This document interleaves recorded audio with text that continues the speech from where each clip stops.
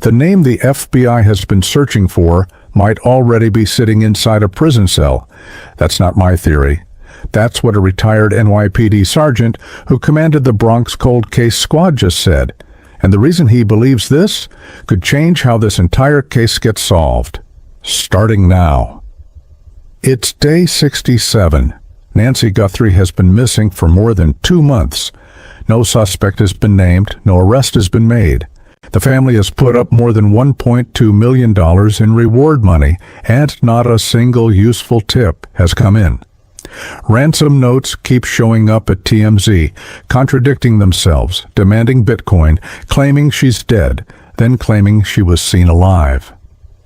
The FBI isn't buying any of it, none of it. And while everyone is focused on those notes, a retired detective just pointed to the place where the real answer might be hiding. Not in an inbox, not in a tip line. Inside a prison cell. Joe Giacalone is a retired NYPD sergeant.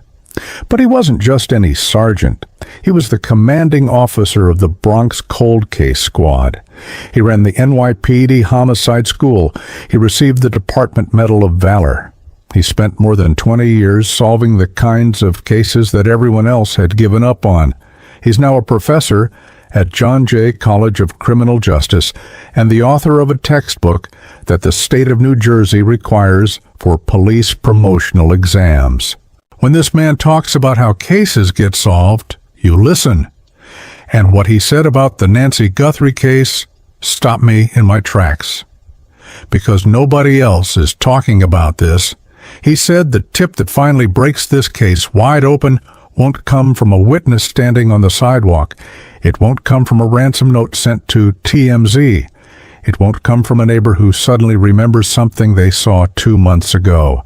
It will come from inside a prison, from someone who is already locked up, from someone who has absolutely nothing left to lose. Because the information about who took Nancy Guthrie is what Giacalone calls a get-out-of-jail-free card. Think about what that means.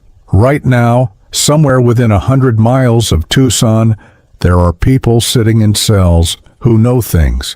People who run in the same circles as whoever did this. People who heard something. People who were told something. People who helped move something or someone, and now they're locked up for a completely different crime.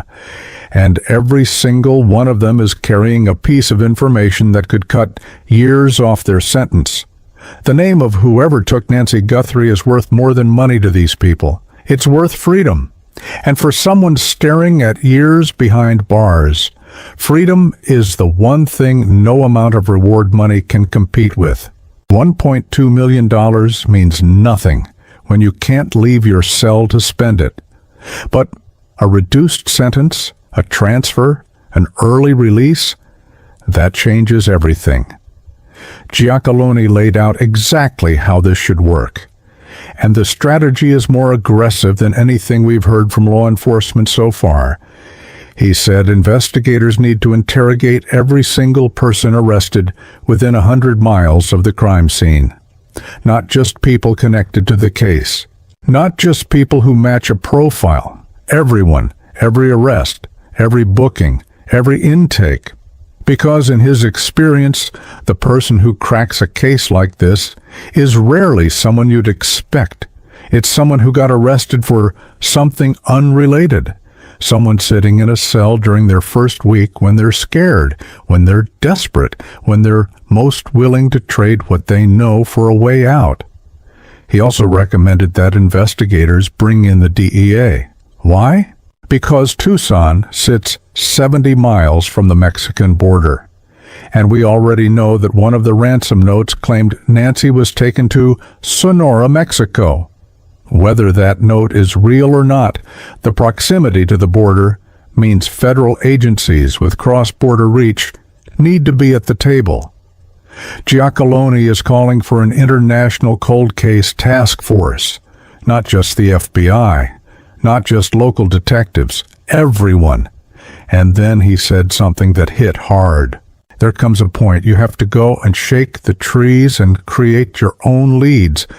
The FBI can't just sit and wait for someone to call. They can't keep relying on DNA results that haven't gone anywhere publicly. They can't keep forwarding TMZ emails to a database and hoping something sticks. They have to go into those cells. They have to sit across from people who have nothing to lose. They have to ask the right questions. They have to give people a reason to talk. And right now, a reduced sentence is the most powerful reason there is. More powerful than $1.2 million, because money only works on the outside. But inside a cell, freedom is the only currency that matters. If you've been following this case from the beginning, subscribe and turn on notifications, because the next break in this case could come at any moment. Giacalone also had something to say about those ransom notes, and he didn't hold back. He said, "I took the ransom stuff with a grain of salt from the very beginning because it was unlike anything we've ever seen before in history. Real kidnappers contact the family directly.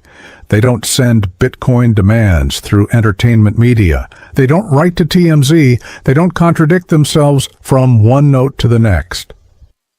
Everything about these notes, in Giacalone's professional assessment based on decades of investigative work, is a distraction. Noise. Someone trying to profit from a family's worst nightmare while the real perpetrators stay hidden and stay silent. But here's the part of this story that stopped me cold. Because while Giacalone was talking about prison cells and shaking trees, another expert was pointing to something much closer to Nancy's home, much closer than anyone expected, something that might explain how the kidnappers pulled this off in the first place. Bob Krieger is a retired Pima County SWAT commander. He retired just weeks before Nancy disappeared. He spent his career working cases in this exact jurisdiction. He knows the terrain. He knows the streets. He knows how criminals operate in the Catalina foothills. And his theory is that the vacant house near Nancy's home wasn't just empty. It was being used. Krieger told Parade that the property could have been a home base or staging location for the suspect. A place to watch, a place to wait, a place to study Nancy's routine without anyone in the neighborhood noticing. Think about what that means in practice. While the FBI was processing DNA and tracking Bitcoin wallets, the suspect may have had a front row seat to everything. A house that's empty in a quiet neighborhood. No one checks on it, no one walks through, no one locks it up properly, and someone moves in quietly. Not to live there, not to steal from it, to watch, to study, to plan. Krieger said a location like that, out of the prying eye of the neighborhood, could also be a location to set up surveillance equipment, cameras, listening devices, recording equipment. Anything could be stashed in a structure or on the property without anyone in the neighborhood ever knowing it was there. And here's the detail that connects everything. Neighbor Aldine Meister told investigators she wanted them to check that house. She asked. She raised the concern. She saw something that didn't feel right.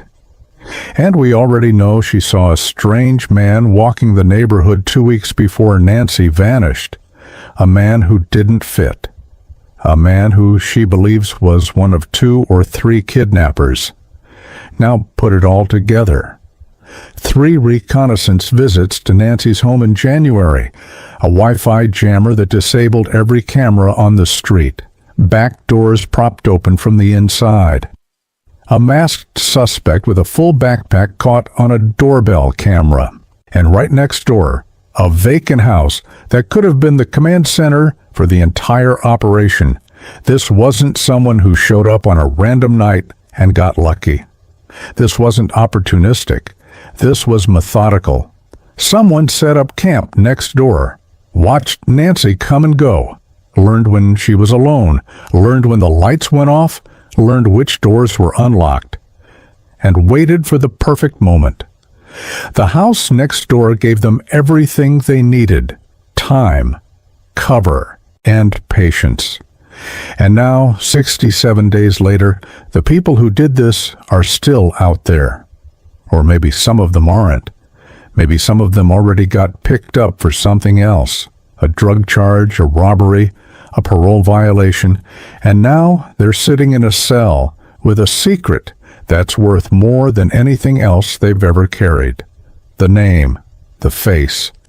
A detail that someone let slip in a conversation that they thought nobody was listening to. That's where Giacalone says the answer is. Not in a TMZ inbox, not in a Bitcoin wallet, in a cell, just waiting for someone to walk in and ask the right question. The question I keep thinking about is this. If someone behind bars right now has the name that ends this case, how long until they decide that their freedom is worth more than their silence? Because $1.2 million in reward money didn't make anyone on the outside talk, but a reduced sentence might make someone on the inside talk. And that's a very different kind of leverage, the kind that has solved cold cases before, the kind that Giacalone has seen work firsthand. Tell me in the comments what you think. Is the answer locked inside a prison cell right now? Is it hidden in the walls of that empty house next door? And if you missed the video about the note that claimed Nancy was dead and the contradictions the FBI found inside it, it's right here. That one is critical for understanding what's really happening in this investigation right now.